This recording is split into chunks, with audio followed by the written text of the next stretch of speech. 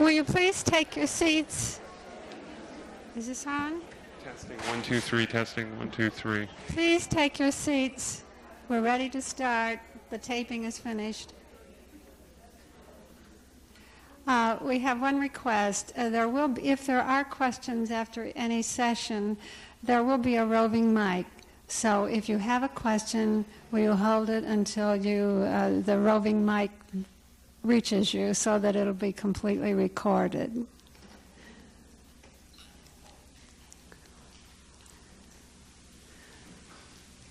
Do I see Dr. Lilly? Oh, our next speaker is Dr. John C. Lilly, and I live out in his part of the world, so I hear a lot about him, and we hear a lot about dolphins. He isn't going to talk about dolphins today, he says. He's going to talk about Patanjali's influence on me. He is best known for his breakthrough research with dolphins, isolation tanks, and his best-selling books, The Center of the Cyclone and Deep Self. And his books are available at the Garland of Letters booth out in the hall.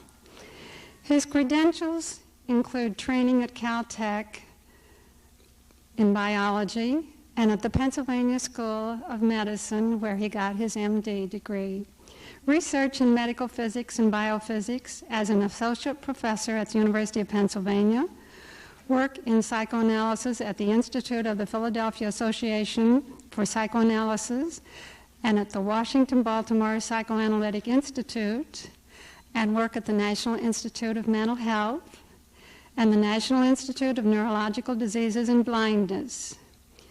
As the founder-director of the Communications Research Institute, he has spent 25 years researching communication with dolphins, but he isn't going to talk to us today about it. Dr. Lilly.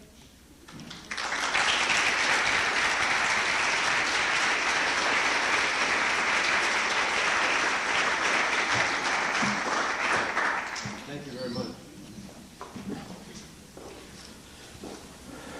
Well, I feel it's very presumptive of me to talk about Patanjali when there are some Patanjali experts in the audience. I've been seeking them out, and for instance, Satchidananda's Integral Yoga is an excellent book which I haven't yet read, and I've been studying The Science of Yoga by I.K. Taimni, in which the original Sanskrit is given you and the transliterations, the way they are in Satchidananda's book. My particular interest is in Book 4, Sutra 1, and I've looked at some 15 different translations of that sutra. And there's one word with which nobody seems to agree what the proper translation is. It goes all the way from strong food, drugs, chemicals, and so on. So I did my homework and went to a very large Sanskrit dictionary and waded my way through that and discovered that the word, which I'll give you in a minute, did not mean any of the things in which those translators were giving us. It had a much more direct meaning to Americans than any of the previous words. Now let me read that, and you'll pardon my pronunciation of the original. Janma, Asaudi, Mantra, Tapa, Samadhija, Siddhaya.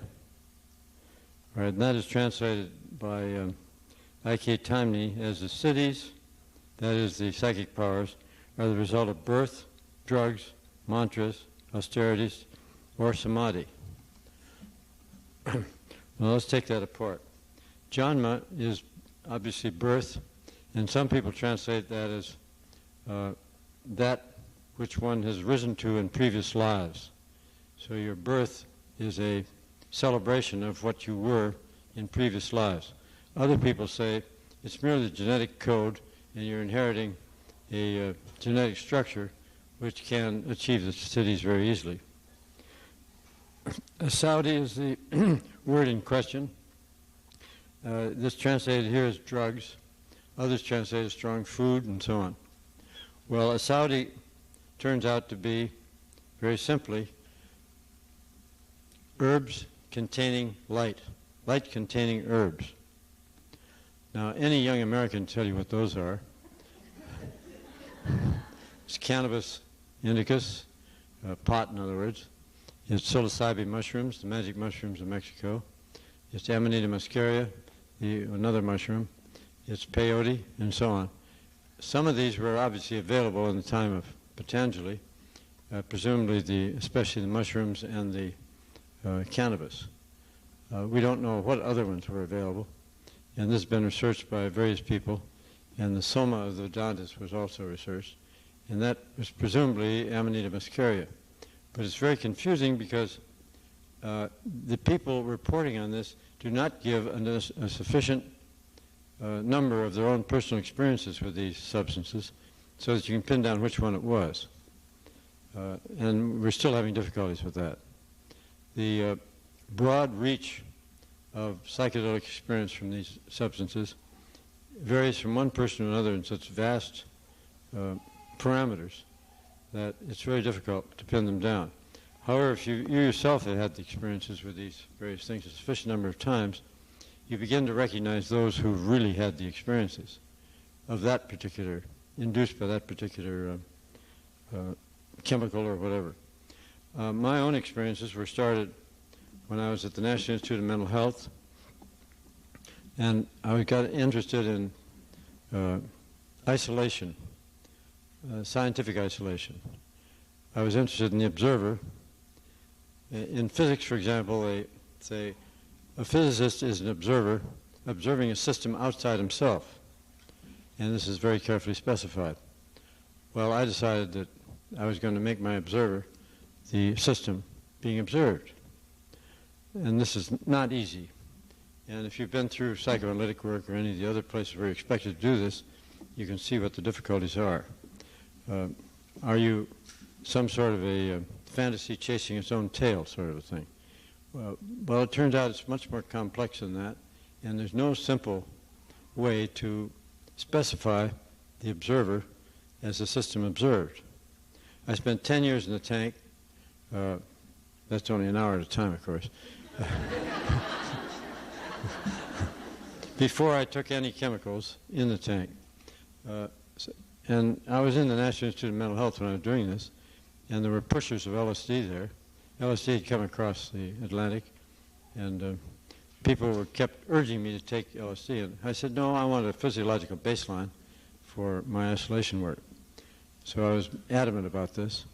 And many of my friends were taking LSD and reporting incredible experiences. Well, after 10 years, I decided it was time I did it. So I went to California, and an old friend of mine, one of the people who had been pushing it, I said, okay, I'm ready. So she took me to a cottage on the shore at Malibu and gave me 300 micrograms of pure Sandoz acid by mouth. Later, I always injected it, so I was sure of the dose. And I went in that first experience. It was amazing. I went through everything that was in the literature. I reproduced the literature so well that I recognized this and that and the other thing. I recognized my own childhood experiences, my vision as a 7-year-old seeing God on his throne. And when I finished with that 8-hour trip, I thought, well, I got rid of all that. Now let's get on with the real work. So about the third trip, I went to St. Thomas in the Virgin Islands, where I had a dolphin laboratory, and I constructed a 8-foot cube which contained seawater. And I thought I'd have to still use the mask because I'd been using it in 10 years, but it turned out I could float on the surface of seawater on my back, and so I could let go of all the apparatus. And then I injected 300 micrograms of pure Sandoz. By this time, I was one of the people receiving a fellowship from the National Institute of Mental Health, and so I could obtain acid directly from Sandoz legally. So for the next 2 years, I was doing legal experiments with this LSD. I want to reassure you of this.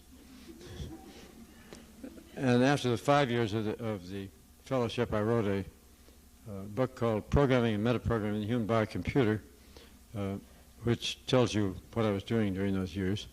And I sent this on to, the manuscript for this I sent to the National Institute of Mental Health, to the Fellowship Board, And they wrote a very surprised letter back and said, we did not expect a monograph from this 5 years. I don't think they read it. If they'd read it, they might not have written me. But I wrote the first part of it in such a way that nobody would know what the rest of it was about. It was a heavy philosophical introduction to the observer and the observed and all of that sort of thing. And until you get to about, I think it's about page 50, you don't know anything about LSD or the tank or any of the rest of it. But after that, you have to climb in the tank before you understand what's going on. Well, let me tell you about that first trip with acid in this tank. I climbed up the wall. There's a ladder on the thing so that you could get over this wall 8 feet high. And while I was sitting on the wall, in the dark, I injected the acid in my thigh and went in and floated on the surface in absolute terror. I've never been so terrified and panic-stricken in my life as I was at that particular point. The National Institute of Mental Health had issued a memorandum saying, never take LSD alone. One of the researchers did it, and his tape recorder ate him up. Well, I felt that was kind of silly, but it reacted somehow in the child in me, and so I was totally terror-stricken. Well, all I can say is I recommend that you get terror-stricken under these circumstances, because it is the jet fuel which will carry you farther into the various states and farther out into the universes than anything else will. It's a very primitive kind of thing. The terror was transmuted somehow as I was transmuted. I became non-human, and the terror became energy, total, pure, primitive energy for moving. And what was I under those circumstances? Well, I tried to figure out later what it was. I had some physics, and I realized that a small enough particle, say around 10 to the minus 33rd centimeters, could travel into the indeterminacy of that level of the universe, the material universe, and go anywhere, and could end up any place. And so I did this funny little exercise in physics afterwards, and found that probably that's what I'd done. And I must say that I've never been able to achieve a 6-hour experience. Well, of course, it lasted eternally. There was no time limit on this, in my mind. And I don't think I came back. I think something else took over the body and came back. And I think that the one that was in that body at that time was freed up and he could leave because somebody else was standing in line ready to take over the body. And I think that's happened to me about 15 times. This particular body has happened about 15 times. So when somebody asks me, are you John Lilly? And I say, sometimes. Well, you see, to me, a Saudi means LSD for one thing, and it doesn't to the purists that want natural psychedelics. My son is one of those. He'll only take peyote. He won't take LSD. He lives with the Huichol Indians in Mexico, and they've programmed him in such a way that he doesn't like pure chemicals. He wants... So I looked at the analysis of peyote, and I said, well, you have 59 different psychedelic chemicals in peyote, and they come in various proportions depending on what time of year you pick it. He said, I'm not interested. The programs that he's being fed are very basic, and they've had them now for some 2,000 years. They were not influenced at all by the Spaniards. These Huichols escaped from the Spaniards by staying in the high Sierras and kept their culture absolutely constant all through the Spanish thing. And only since the Americans have invaded it has it been changing at all. My son doesn't like this, so he went to the Mexican government and arranged that no highways be built through this country at all, and that the natives not be given any trucks or any vehicles of any sort. And he's convinced the natives that that is the way to do it.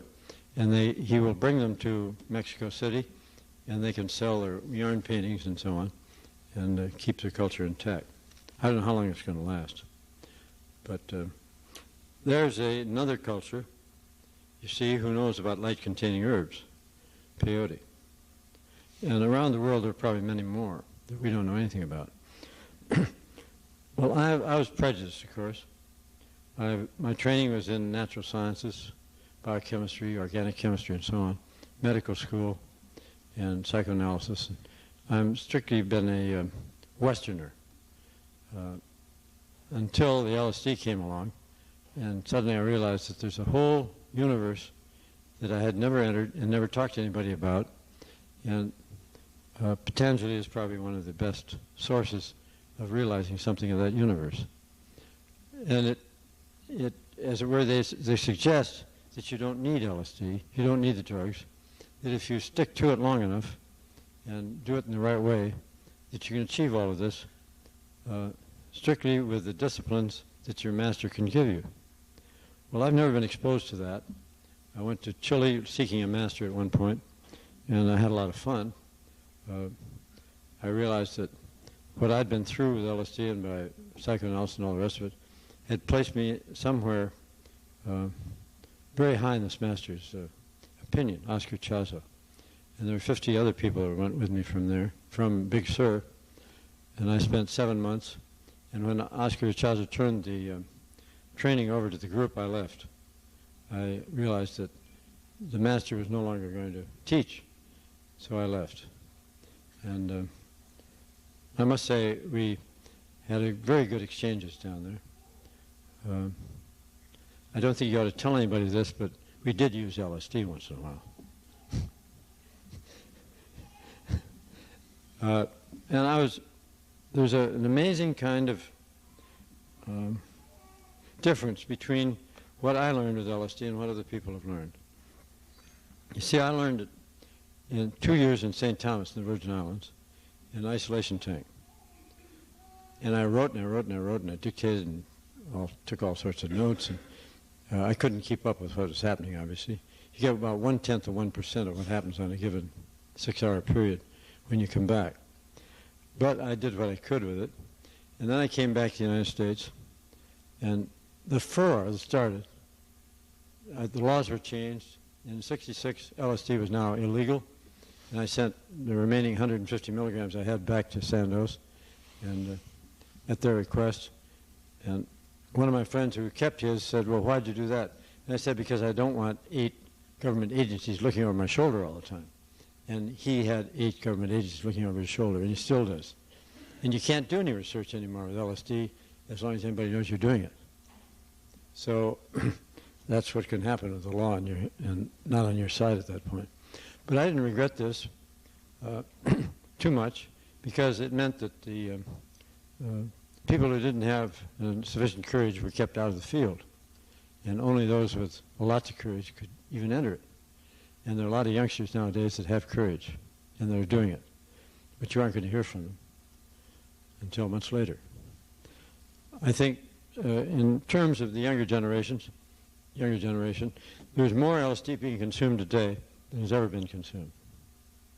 Now, that may seem surprising to you, but I have a sort of a network that communicates with me about this, and if I ever want any, it arrives. Free. One part of the network says, "Here it is." Well, actually, I lost all interest in it, about 10 years ago. No longer ago than that. 1973. And I went to see, LSD was illegal, so I didn't do any more research with it.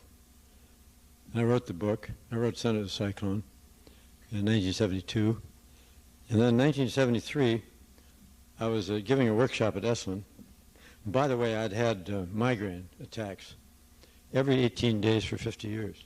And these migraine attacks were sufficiently strong so that for 8 hours during the day I had to be in a dark room and lie on a bed and not think at all. The pain was beating with my heart. The right side of my head was really hell. So I was trying to give a workshop at Esalen in '73, and I was hit by one of these migraines. So I went to the local doctor, whose name was Enright, Craig Enright, and I said, "Have you got any painkillers you can give me?" He said, "Let's see, you're having a migraine attack, all right?" So he put me in one of my isolation tanks, which we had at the workshop, and he injected something in my deltoid muscle, and my headache went out of my head about 3 feet and then came back. I told him this. So he raised the dose, he doubled it. And the next time it went out about 12 feet and came back. Each time a little longer delay. And so then he quadrupled the dose, and my headache went out over the horizon and hasn't been back since. It was really amazing. I can hardly believe it even now. Well, what he had given me was a psychedelic anesthetic called ketamine. In The Scientist, which I wrote about this, it's called vitamin K, but don't believe that. I called it vitamin K because I knew nobody could OD on the real vitamin K. But gradually word got around that this meant ketamine. And in the next edition of The Scientist, which will be out in January, we go into detail about all of this.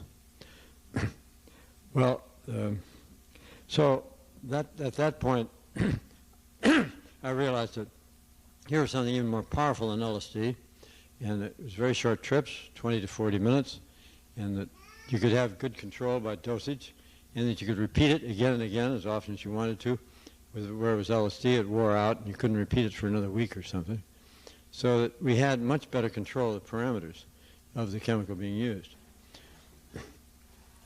Now, you have control of the physical parameters, the chemical ones and so on, but what do you do about the psychological, mental, and spiritual parameters?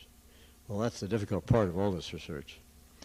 So, once again, I used the isolation tank and the ketamine and sort of reviewed what I'd done with LSD, and I could do it in 20-minute segments instead of 6-hour segments, so it was a much richer source of material, and it could be dictated and written down. Well, this gave me a sense of personal power, which was terminated rather rapidly by the experiences on ketamine. It turned out, and here I'm going to give you a very condensed version of what happened. It turned out that everything I was doing under ketamine was being controlled by superhuman intelligences from somewhere. I don't know where they are, but I condensed them into a nice little thing which I'll tell you, which you can remember. The ECHO, E-C-C-O. Now in Italian that means this is it, ECHO, like this. But in my terminology it means the Earth Coincidence Control Office.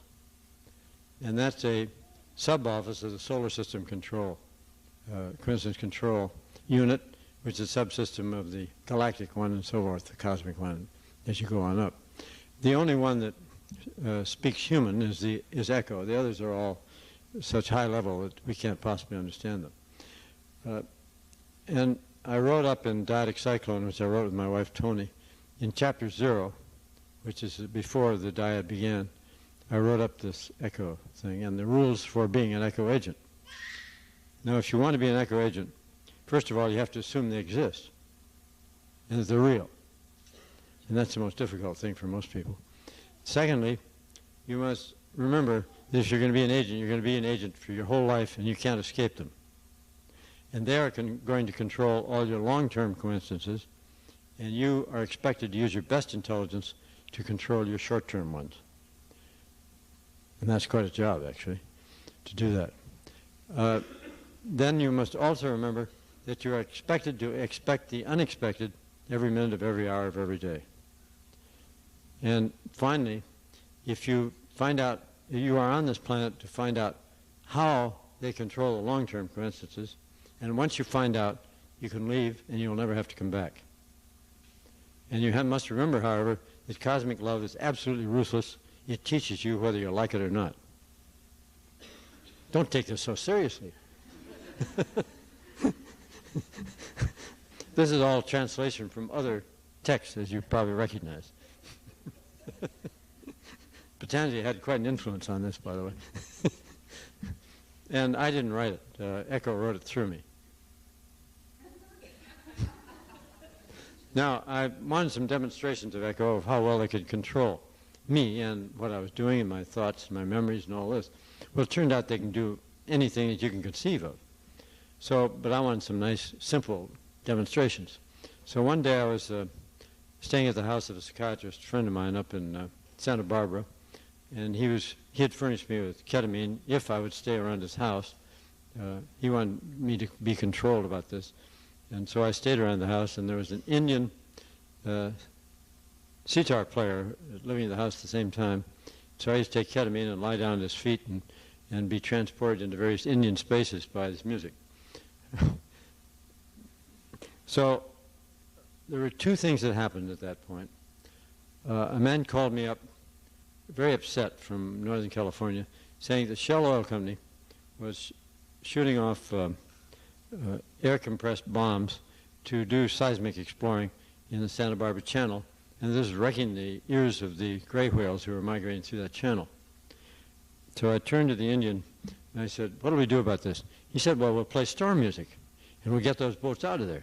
So he started playing storm music, and by gosh, a storm came up and all those boats had to come into land. I couldn't believe it. Well, this was Echo again operating, I think.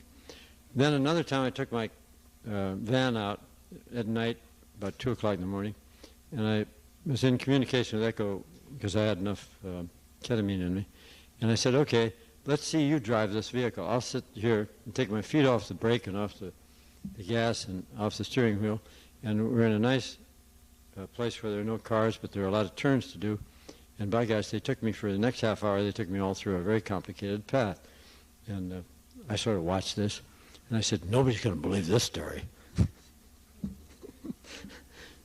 Well, then another time, I had a friend up in north of Malibu, in Ojai, a marvelous person. And he used to get his ketamine from Mexico, and he was on it most of the time. And so I'd go up there and we'd sit and have a dietic constellation at different levels with ketamine. And one time I was driving back from there, still somewhat under the influence, and in front of me suddenly appeared a beautiful gypsy wagon being drawn by a horse with a red-headed Irishman sitting on the rear of it, going like this to me in my car. And so I looked at this and I started laughing, and he laughed back. And so I drove up and drove right through them. And then he did this as I was going through them. So I dropped back, and I dropped way back, and he did this. And he kept me at 45 miles an hour all the way from Ojai to Malibu. And again, I said, nobody's going to believe this one either. Now, the trouble is, you see, you can't have any witnesses to these things. So how are you going to verify that they happen? This may be just a fantasy of your own or something of this sort, or the psychiatrists would call it hallucination or something. Well, let me tell you another one about that. When my wife was trying to cure cancer, we went to Fort Worth, Texas, and the husband had to go also. And we entered in this group. And I managed to get a hold of the doctors who were running this and get some ketamine from them. And so every so often when I was bored with all this group activity, I'd go out and take some ketamine and take a trip. Well, one night, I went out about 2 a.m. among 4 tennis courts and put a deck chair right in the middle and took 200 milligrams of ketamine. And suddenly, a marvelous little guy arrived on a space scooter out of the sky somewhere and invited me aboard. So I climbed aboard, and he took me to a cosmic entertainment park where we went through multidimensional transformations of personality and form and thoughts and all the rest of it. And it was the most invigorating kind of amusement I've ever been through. So I then came back and then went back up to bed about an hour later. Now, about a year later, I was at Esalen. I told this story at a psychedelic conference we were having. And a man from British Columbia looked at me and he said, "What night was that?" So we worked back and we got the date that I'd experienced it. And it turned out he had an identical experience the same night. And it's the first time I've ever had anybody having the same experience that I did and verify it. He described parts of that amusement park that I remembered but hadn't talked about. And so we filled in one other story, and it was just beautiful. Beautiful, really beautiful. Well, I'm saying all this because the commentaries on Patanjali, most of the commentators, kind of put down this use of light-containing herbs or chemicals, whatever you want to call it, as being a low-level kind of achievement. Well, I disagree completely. If you are sufficiently trained before you do it, and you have a sufficient, as I say, super self meta program operating, you can do it. But if you haven't achieved that, please avoid those chemicals. You aren't ready for them. They are a very advanced kind of thing, which I think very few people are privileged to do this, and I happen to be one of them. Now, I'm not saying you should do it. No, please don't do it. And don't follow my example, and please don't read my books because you may get seduced. Thank you.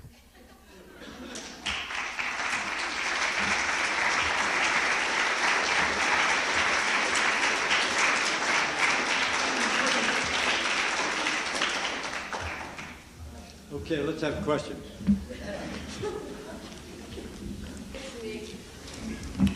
Yes. Could you get the microphone? Oh, there it is. Wait a minute. The people in back can't hear you.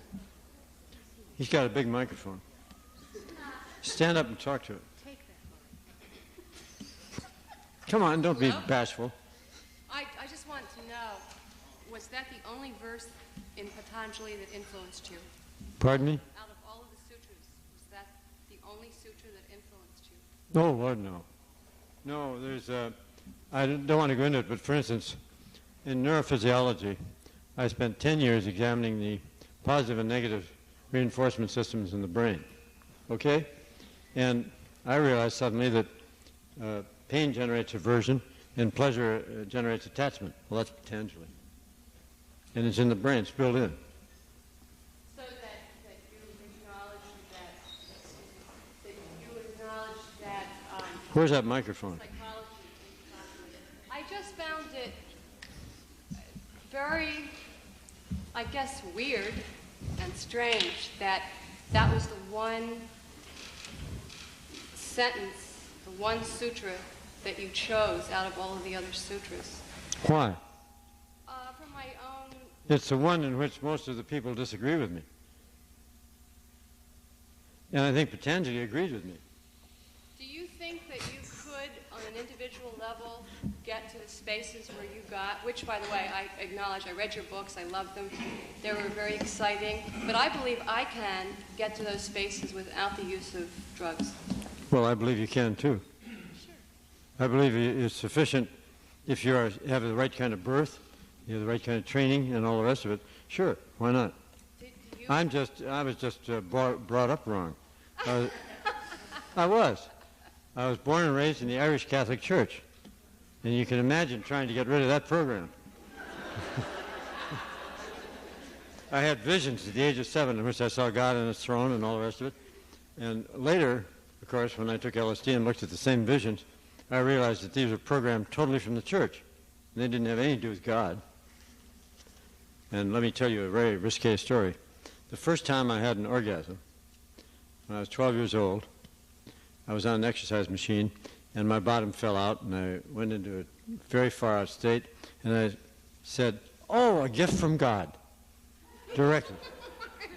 Nothing could be this powerful unless it came directly from God. Okay? 12 years old.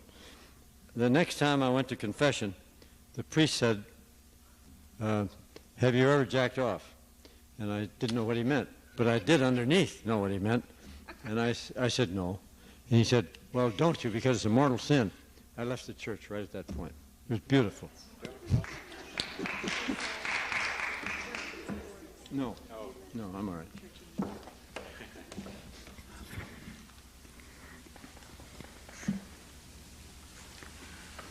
Do I hold it?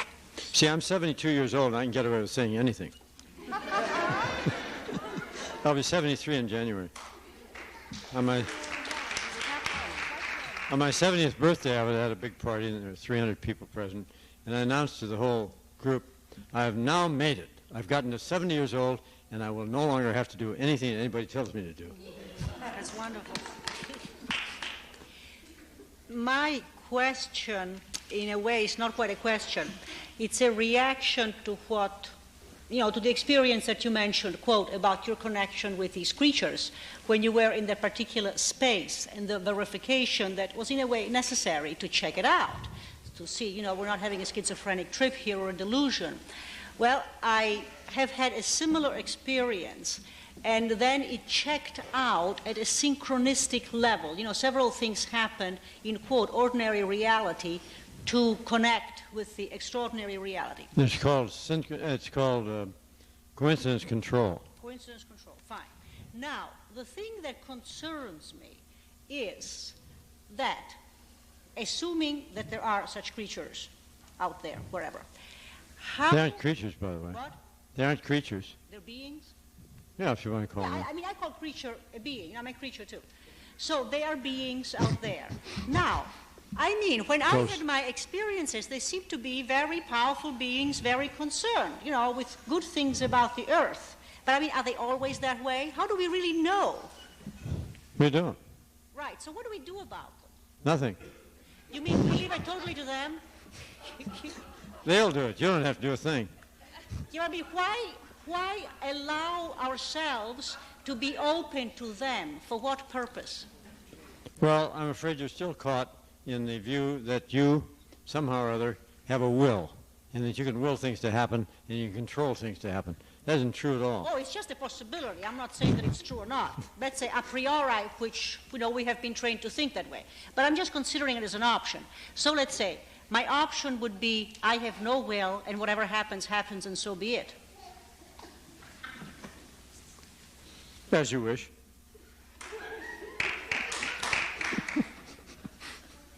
I'll tell you one thing. In ECHO, there's a group, which I call my advisory group.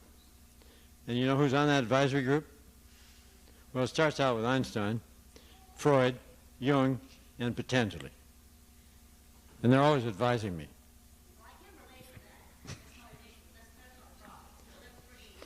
Human creature. But this isn't true at all, of course. You mean you made it up? I made it up for you. All right. Because you knew that I would relate to them. Yes. Okay, now let's put the case that those creatures were puffy, woozy, energy things moving around as eggs. Well, that's fine. I mean, I would accept that. But the point is, don't I have a right of choice that you would call free will to say no to these creatures or yes to these creatures? Well, you stay away from them. Oh, that's what I mean. That's my free will in staying away You from don't them. have to take any of my trips. I wrote that out. I mean, I was trying to see if I could learn something from your trip in explaining my trip. Well, read my books. I have. All of them? No, I read The Center of the Cyclone. All right. How about The Scientist? No. A novel autobiography. Maybe I should read that one. Programming and metaprogramming in the human biocomputer. I'm sorry? Programming and metaprogramming in the human biocomputer. Simulations of God, the science of belief.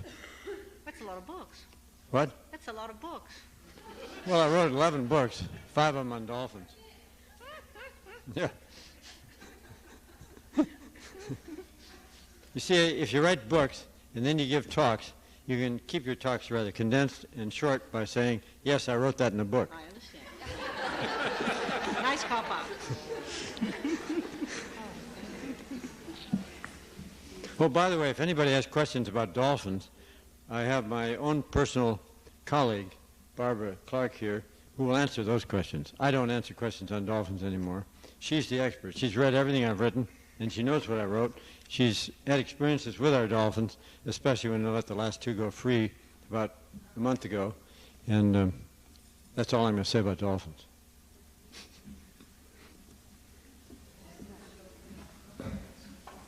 May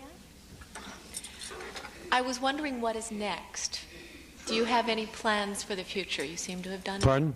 You seem to have done everything you wanted to do. I was wondering what's next. You mean, what am I doing now? Yes. Oh, I never say what I'm doing now. Because very as my secretive analyst, of I once went into my analyst and lay down on the couch and said, today I had a wonderful new idea, but I'm not going to tell you about it. And he said, that's right. When a new idea is like a little embryo. If you put a needle in it, it kills it. But if you wait until it's a fetus or a child, it's just a needle prick. So that's why I don't talk about what I'm doing now, you see.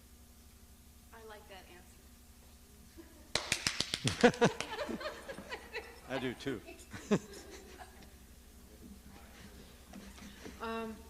What date in January were you born? Why do you ask? Do you know when Epiphany is? Oh, yes. Yeah. The 3 wise men? The 6th. Yeah, all right. January 6th. Well, that's when I was born. Okay, thank you. Epiphany and the 3 wise men. Thank you. And there was a explosion of a supernova that guided the wise men to Bethlehem. You can see it during the day. It's the last supernova that apparently that's been seen on this planet. Lord help us if we see any more. They may be too close. I have a question about how you figure out what really happened. I don't know what you mean. Well, sometimes I'm dreaming, and I dream that I got up and I took notes on my dream, and it's very real to me. And then in the morning I see I didn't do it. And Well, you aren't disciplined. pardon me? You aren't disciplined. I'm not disciplined to really do it. Yeah, right. Well, There's always the outs, you know. it's not even important for me to do it. Well, and you're probably right. You shouldn't do it. But what I want to know from you is if you could explain in words how, well, this may sound strange, but like, how do you know you're not crazy? How do I? Sorry, I didn't get that. What did you say? I'm not speaking about you. It's like, how would I know I wasn't crazy? You were not what? Crazy. Crazy? Oh, you wouldn't. You wouldn't know. That's what I want. That's what I'm wondering. You never know when you're involved in these things. What is it? And it's only when you come back out and you talk to a psychiatrist that you really know you were crazy, according to him. So I stopped talking to psychiatrists years ago. I don't like the idea of depending on somebody else for that kind of input, but I don't. Well, I don't anymore. I can't tell how I could find it out myself with any certainty. You can't. You can't. No. See, you're an individual. You're idiosyncratic. You have different biochemistry than everybody else on the planet. You have different thinking processes, and you will never be able to grasp what consensus reality is. None of us can. So each of us indubitably has a autistic, solipsistic craziness. We're isolated. We don't really communicate with anybody else, do we? Not much. Not until you've taken yoga.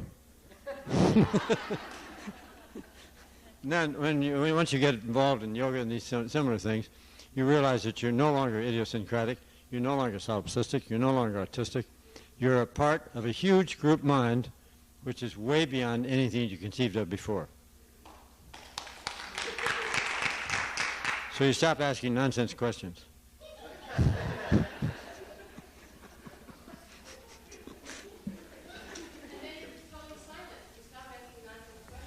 You what? Who said I didn't ask questions? I can ask foolish questions as I am anybody else. Is it possible to acquire the substance of ketamine now legally? Vitamin K? Ketamine? Yes, Well, if you're ingenious. if you're ingenious. But I'll tell you one route you can take. You find who's in the Department of Anesthesiology in the local medical school, and who among them are very young, bright anesthesiologists. And they have it, and they know about it, and if you are sufficiently mature in their eyes, they may share it with you. Otherwise, they won't. Because gradually, slowly and surely, my books have penetrated the departments of anesthesiology, and they realize that they are the people that are really in control of something that's incredibly powerful. Now, a lot of doctors stopped using ketamine because it's, well, they didn't know how to use it. I've talked to some of these surgeons that do cosmetic surgery and that do transsexual operations and so on.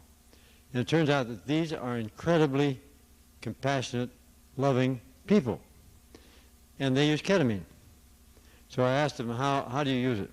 They said, well, we tell, we get to know the patient very, very well and what they're going to go through during the operation. And we tell them, you're very privileged. You're going to have some really far-out trips, and you're going to experience things that you haven't experienced before. And I'll be right here when you come back, and we can talk it over. And he holds their hand, and they go under, and they come back, and they start telling me about some of these marvelous experiences. He nods his head and holds their hand, and everything's fine. The doctors that don't know about this are threatened. They call them emergent symptoms. And these people are going psychotic and so on. It's a very narrow view. Well, I'm just warning you that ketamine may be very dangerous, so watch out for it. Is there any proof that it's at all toxic to the human physiology as we know it now? The toxicity of ketamine as anesthetic is lower than any other anesthetic. It doesn't influence the heart, the respiration, and so on, or the central nervous system in a irreversible manner. It's the most commonly used anesthetic for babies and infants and young children, and for geriatric patients. I finally figured out why. The youngsters are tripping anyway, and so they're quite used to this. The oldsters have finally cut themselves free from the limitations of consensus reality and enjoy a new trip. The people in between who are still climbing the social ladder are afraid that their rivals in the corporate structure will hear about their experiences and will push them down the ladder. Okay? I'd like to ask, if it's not too much of an imposition, how old you were when you first tripped? 49. Thank you. I'd had a lot of training, you see, 49. Right. By 49. I still had migraine, too. Yes? Do you mind if I ask why you don't talk about dolphins anymore? Because Barbara's here and she can talk about them. I want to know why you don't. Are you tired of the subject, or are you beyond? Well, once you've been exposed to the public with a very popular kind of research program and have been interviewed on TV endlessly, and word has gone around the planet that, gee, this guy's discovered that there's somebody on the planet more intelligent than us and all this. It gets kind of boring, yes. Boring. I know how rock stars feel now. Too much intense attention given by the group mind, the group human mind, and which you don't admire very much. How did it affect you? What? Other than being born, how did it affect you? I go off and do something else. You wanted to go on to something I else? do go off and do something else. And tell the dolphins, this is it, as far as I'm concerned. Here's my successors.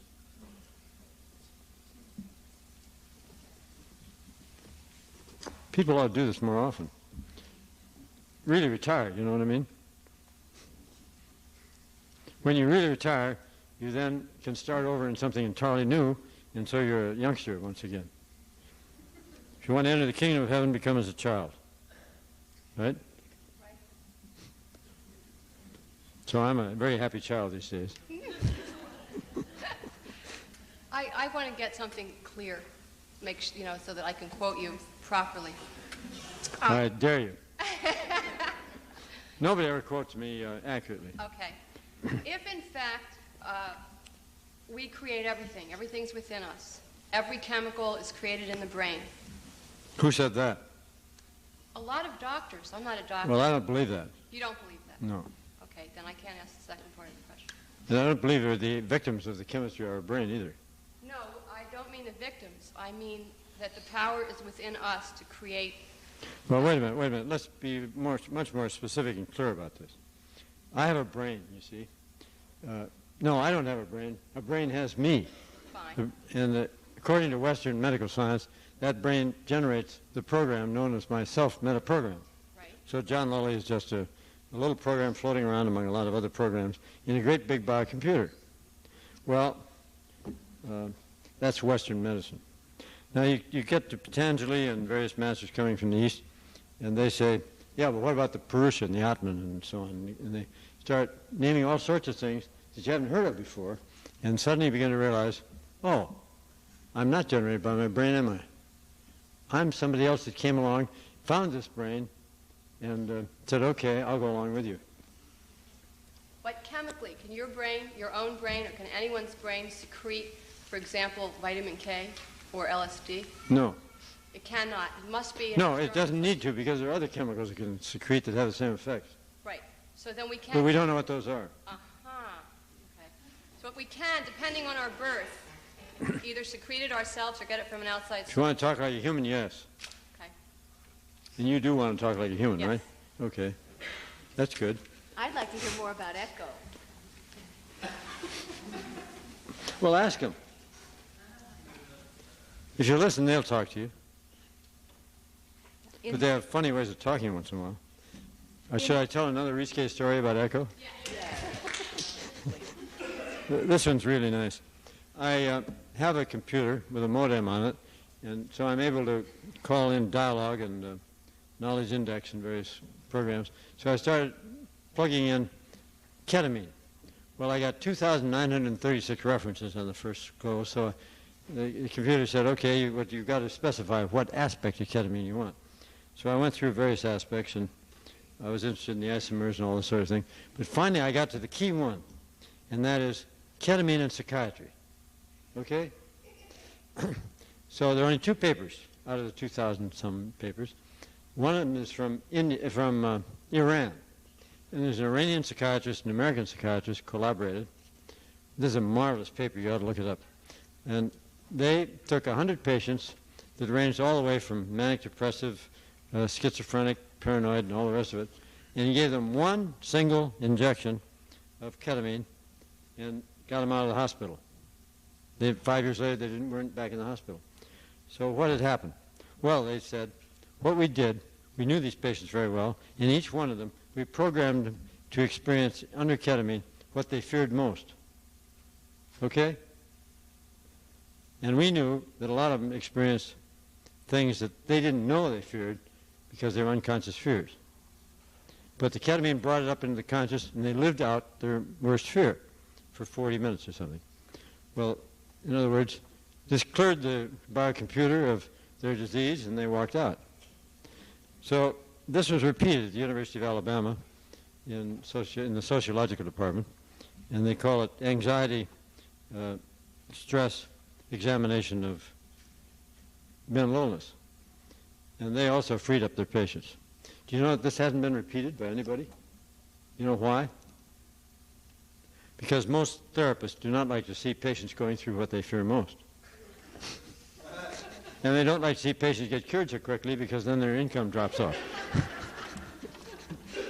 Well, all right, I went over to the UCLA Medical School library, which isn't very far from my house in Malibu, and I read these papers one afternoon. So I came back, and that night I went in the living room where I had a mattress on the floor, and I took 200 milligrams of ketamine and one of the chemical, which I won't name, and within something like 10 minutes, I was screaming in terror because Echo had sent some surgeons from the year 3000, and with bloodless surgery, they removed my penis and handed it to me. So I screamed in terror, and oh my God, what am I going to do now? And my wife was way back in the bedroom. She heard me screaming in terror and came in and looked at me and said, "You're holding it in your hand, it's still attached."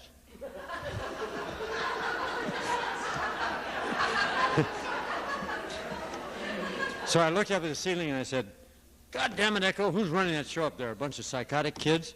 And the answer came back, "Oh no, Dr. Lilly. This afternoon you read those papers on anxiety provocation of unconscious fears, and you put yourself through that." So they laid the trip on me, you see.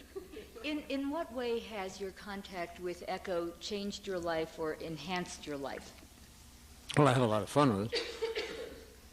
Actually, I don't believe it exists. And everything I've said today is nonsense. You know why? You know why? Why? Well, I'll quote William James, the great psychologist. In 1911, he wrote The Varieties of Religious Experience. And he said at one point, "The other realities are separated from this one by the filmiest of screens." And you know what the screen is? Language, words. So everything you say in language is not true because it is not the experience, it's not the experiment you originally did. So let me give you one last quote. This is in a couple of my books. In the province of the mind, what you believe to be true either is true or becomes true within certain limits. These limits are to be found experientially and experimentally, and when so found, they turn out to be further beliefs to be transcended. In the province of the mind, there are no limits.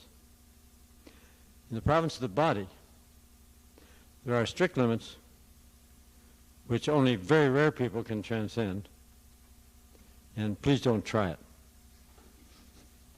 The body has definite limits. Well, Hatha Yoga can show that.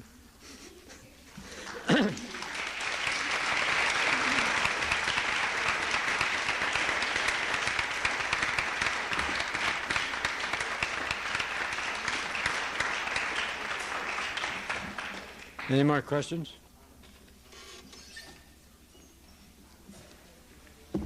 Oh, so what's your relationship to Einstein, Freud, Jung, and the other? Oh, well, I went through, I started reading Freud when I was an undergraduate at Caltech, and the English department allowed me to do this, and I read, well, I don't know, excerpts from 30 of his books or something, and it was pretty powerful stuff. So eventually I got into classical psychoanalysis in Philadelphia with Robert Velder, who since has died. So that's Freud. Einstein, when I was in a prep school, a military prep school in St. Paul, Minnesota, I was trudging around with my military garb on, and I was a member of the NRA, and I was an expert marksman and all that sort of thing. Pretty much a moral majority kind of character at that point. However, I was also going far out in experiments in physics and chemistry in the lab at night, and reading people like Sir James Jeans, The Mysterious Universe, and so on. And I wrote a paper at age 16 on this. It's called Reality. And in this paper, I read it recently, it's republished in one of my books. It was published in 1931 in the Now and Then, which was the local paper of the St. Paul Academy. And in that paper, I talk about the relationship between thought and the activities of the brain are not yet solved. And then I ended up by a quote from Bishop Berkeley. Bishop Berkeley said, "This reality can exist only if it's in my mind, your mind, or in the mind of a spirit far greater than the human mind." Get it? That's yoga. But it was by an English bishop. And I don't know how I ran across all these quotes that I was doing at 16 years old, but I laid out a program that I followed for the rest of my life, finding the connection between electrical activity in the brain. I spent about 20 years on that, and thought, and behavior, and all this sort of thing. And what is reality? And I have finally coined something which may help you. The inner reality I call insanity. The outer reality I call outsanity. You see? Get it?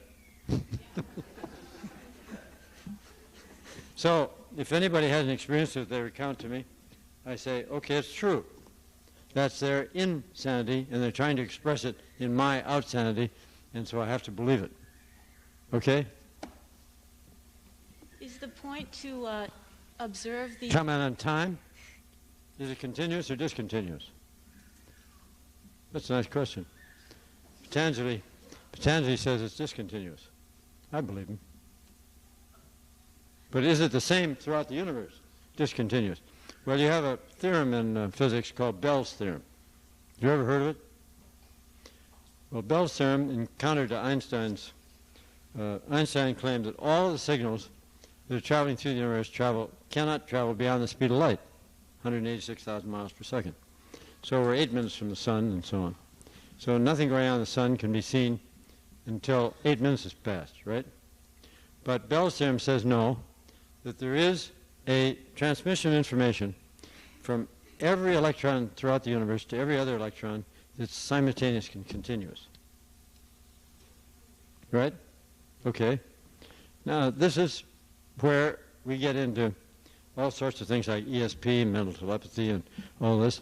And if you really think this thing through, you'll find that it's not surprising that you can communicate over a 4,000-mile path with somebody.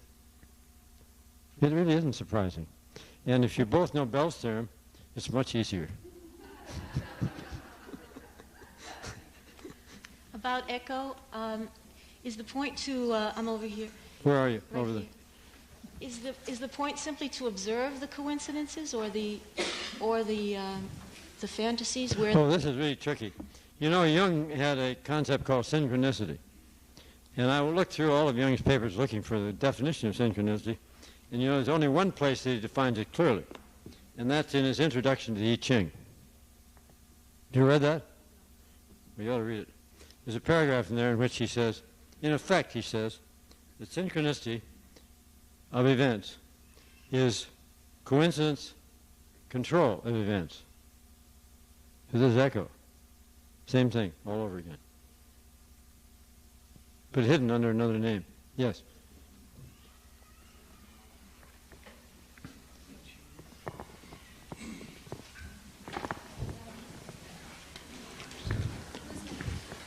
It's not a very portable mic, is it? Here, there's a couple down here. My question is about the, you're talking about this vitamin K. Under LSD, if your ego is sufficient enough to suppress these programs that are in you, you can go through a trip and not have them come out. You know, you're safeguarding them, and so they're suppressed. And That's never happened to me. More suppressed. Well, it can happen because... Yeah, I know people it's happened to, right. You just suppress them because you don't want to have a bummer, and you don't want to have... Why don't you say I instead of you? Right. What I'm asking, the question I have is, definitely me, and also there's a lot of theories. Well, own up to it. There's books written about... If you don't own up to it, you sound like Stan Groff. There's books that talk about LSD suppressing the suppression. My question is vitamin K any different than that? Can you still keep it together? Can I still keep it together under vitamin K? I'd rather not, but I was wondering how much stronger it is in that effect than LSD. Depends on the dose. Take a sufficient dose and you're out of the picture. So it'll all come up. You don't have to worry about it. And when you come back, you know you've been someplace that you didn't want to go.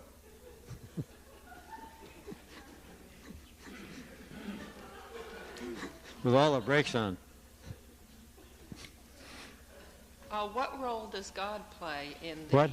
What role does God play in the long-term and short-term coincidences? Well, what's your concept of God? What's my picture of Yeah, God? your simulation of God. What is it? It's not very clear. Well, you're not alone. Let me tell you, I struggled with this for, many, many years. And suddenly somebody handed me a book by Olaf Stapleton called The Star Maker. And suddenly I realized, having read The Star Maker, I suddenly realized that here was a conception, a simulation of God that was large enough for me. All the previous ones had been too small. They couldn't do what God obviously had done.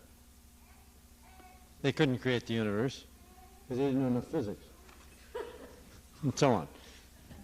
Do you know what the natural sciences are? They're means of study of what God has done, trying to find out how he did it.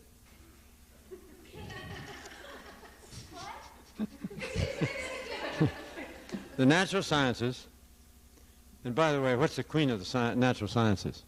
Mathematics. Where does that come from? No. Where does it come from? Well, you can't answer that question. You can't answer that question, neither can I. It's revelations from a higher level. By the disciplined human that's picked for that particular revelation has to really get immersed in it. And some of these young mathematicians that invented whole new regions of mathematics were obviously crazy, right? One of them got killed in the French Revolution and so on. Well, I'm avoiding the subject. The natural sciences other than mathematics are well, mathematics can be the same, can be this also, are means of studying ourselves, the universe, and so on, in order to find out how God did it.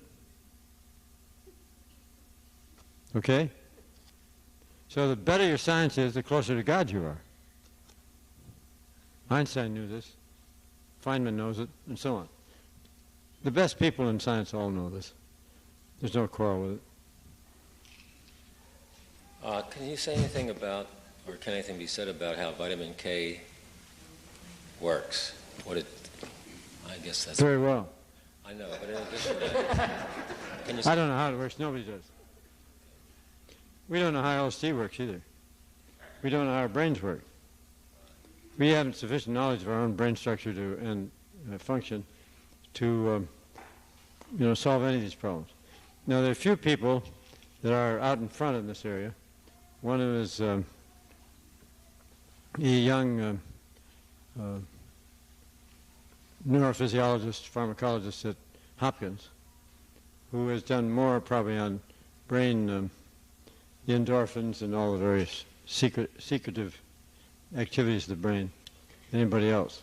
But even he is lost when it comes to saying where and when this happens in the brain, because the brain is so fast.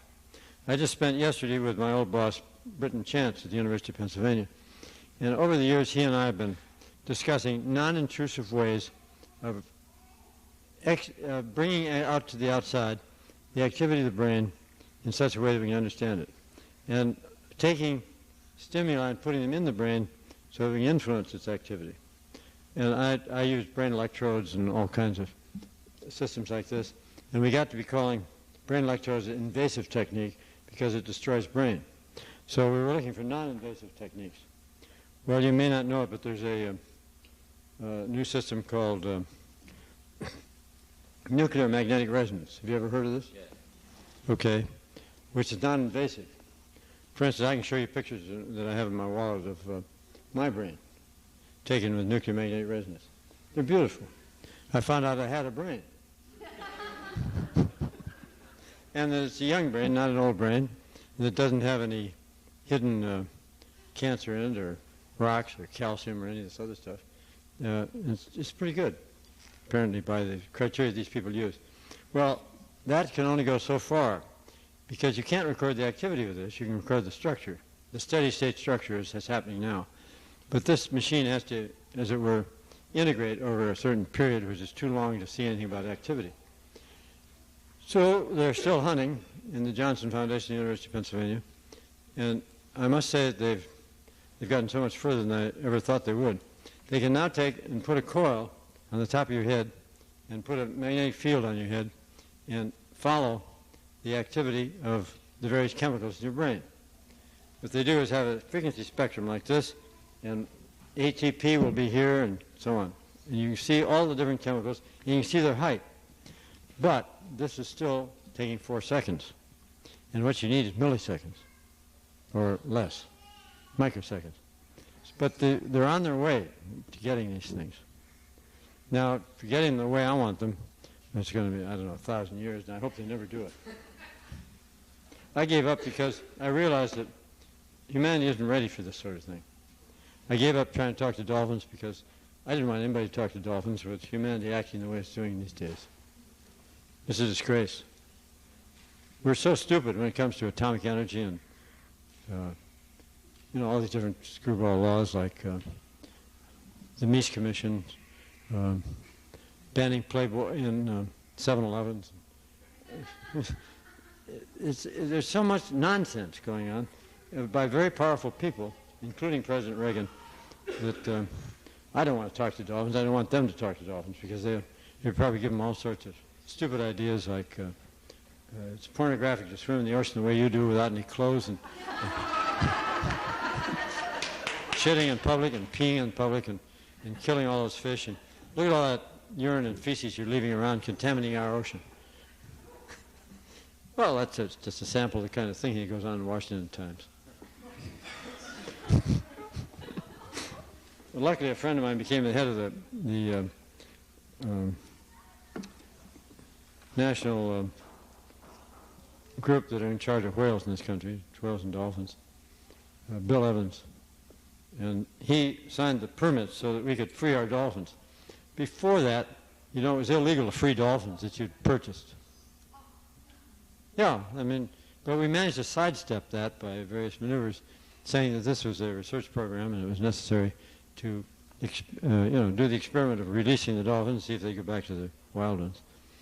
But according to the previous law, you weren't supposed to do this. Well, that's all changed now.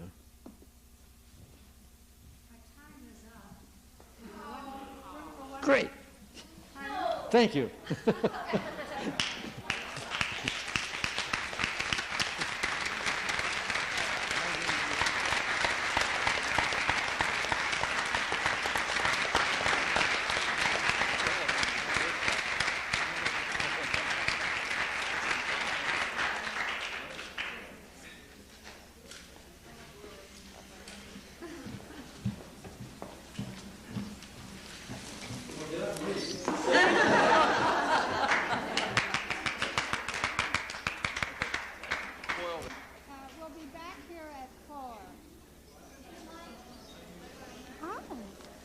We'll be back here at 4 to hear Arthur Young.